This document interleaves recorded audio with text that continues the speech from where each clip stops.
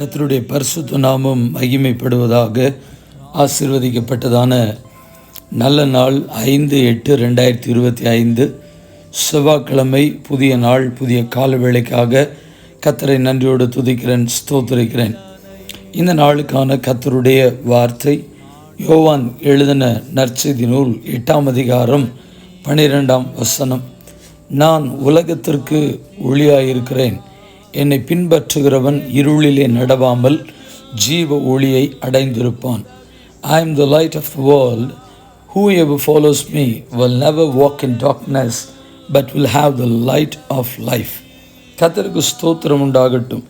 கிறிஸ்துவுக்குள் மிகவும் பிரியமானவர்களே, இந்த வார்த்தைகளை குறித்து சில நிமிடங்கள் தியானித்து நம்மையும் இந்த நாளையும் கர்த்தருடைய கரத்தில் ஒப்பு கொடுப்போம். நம்முடைய ஆண்டவர் ஒளியாக இருக்கிறார். நாம் பாவம் என்கிற வாழ்க்கையின் இருளில் வாழ்ந்து கொண்டிருக்கிறோம். கிறிஸ்துவை பின்பற்றும் பொழுது பாவ இருளிலிருந்து கர்த்தர் நமக்கு விடுதலை கொடுத்து, அப்படிப்பட்ட வாழ்க்கையை விட்டு மனம் திரும்பி கர்த்தர் பக்கமாய் திசை திருப்பப்பட்டு ஜீவ ஒளியை நாம் நம்முடைய வாழ்க்கையில் அடைந்திருப்போம். கர்த்தருடைய நாமம் மகிமைப்படுவதாக.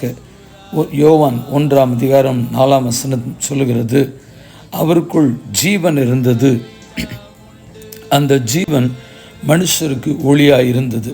In him was life, and that life was the light of men.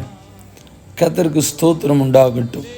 ஜீவன் இருக்கிறது, அந்த ஜீவன் மனுஷருக்கு எப்படி இருக்கிறது? ஒளியாக இருக்கிறது. கர்த்தருக்கு மகிமை உண்டாகட்டும். ஒளி கொடுக்கும்படியாய் வந்தவர்.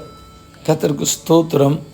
இருளின் அடிமைத்தனத்துக்குள்ள, இருளின் வாழ்க்கையிலிருந்து விடுதலை கொடுக்கும்படியாக வந்தவர்.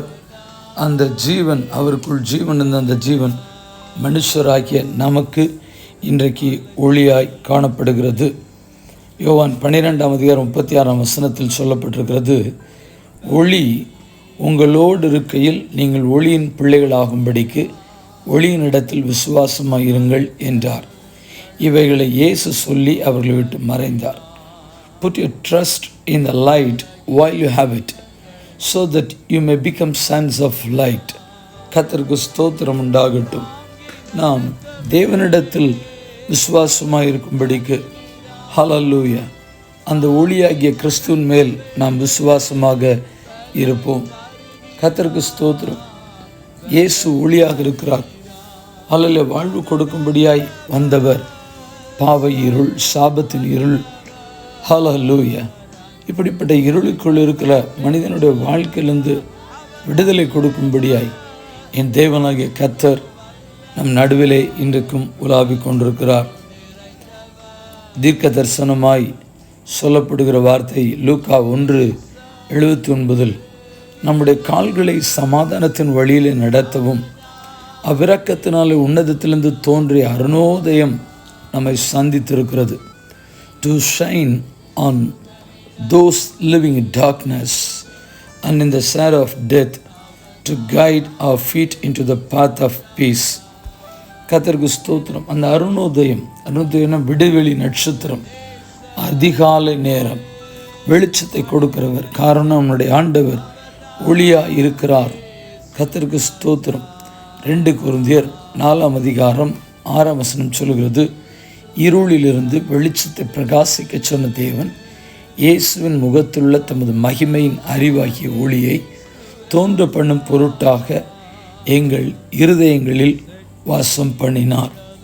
For God, who said, "Let light shine out of darkness," made his light shine in your hearts to give us the light of the knowledge of the glory of God, the face of Christ.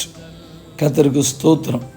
அவர் ஒளி கொடுக்கும்படியாய், வெளிச்சம் கொடுக்கும்படியாய், நம்முடைய வாழ்க்கையிலும் வெளிச்சம் கொடுக்கக்கூடிய தெய்வமாய் இன்றைக்கும் ஆண்டவர் இருக்கிறபடினால் கர்த்தருக்கு மகிமை உண்டாகட்டும்.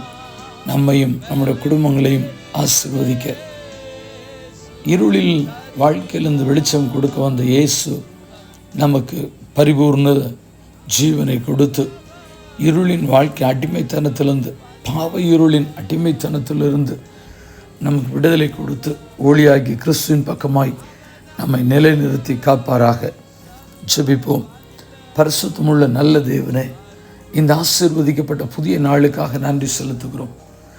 இருளின் வாழ்க்கையிலிருந்து வெளிச்சம் கொடுக்கும்படியாய் வந்த தேவன் எங்களோட வாழ்க்கையிலும் பாவம் என்கிற இருள், சாபம் என்கிற இருள், பில்லிசனை கட்டுகள் என்கிற இருள், மாந்திரிகம் என்கிற இருள், ஏதோ விதத்தில் கர்த்தர் ஸ்பிரிட் ஆஃப் டார்க்னஸ், இருளின் ஆவி எங்கள் ஒவ்வொருவரையும் ஹல்லேலூயா சூழ்ந்து நின்றிருந்தது. ஆனால் அந்த சூழ நின்றிருந்த அந்த பாவத்தின் இருளிலிருந்து, அடிமைத்தனத்தில் இருளிலிருந்து கர்த்தர் மீட்டு எடுத்து ரட்சித்து உம்முடைய பிள்ளையாய் மாற்றி உம்மை ஆராதிக்கிற ஒரு ஜனக்கூட்டமாய் கர்த்தர் வைத்திருக்கிறீர். அதற்காக உம்மை நன்றியோடு துதிக்கிறேன், ஸ்தோத்திரிக்கிறேன். தொடர்ந்து நாங்கள் மற்றவர்களுக்கு வெளிச்சம் கொடுக்கிற ஒரு பிள்ளைகளாய் வாழ்வதற்கு, நாங்கள் மற்றவர்களை ஒளியாகிய கிறிஸ்துவின் பக்கமாய் வழி நடத்துவதற்கு எங்கள் ஒவ்வொருக்கும் கிருபை தாரும், காத்துக்கொள்ளும், வழி நடத்தும். இயேசுவின் நாமத்தில் ஜெபிக்கிறேன் பரிசுத்தமுள்ள நல்ல பிதாவே, ஆமேன். வாழ்த்துக்களுடன் ஜெபங்களுடன் pastor Jebadas. WhatsApp 93453533730. May Jesus bless you all. Amen.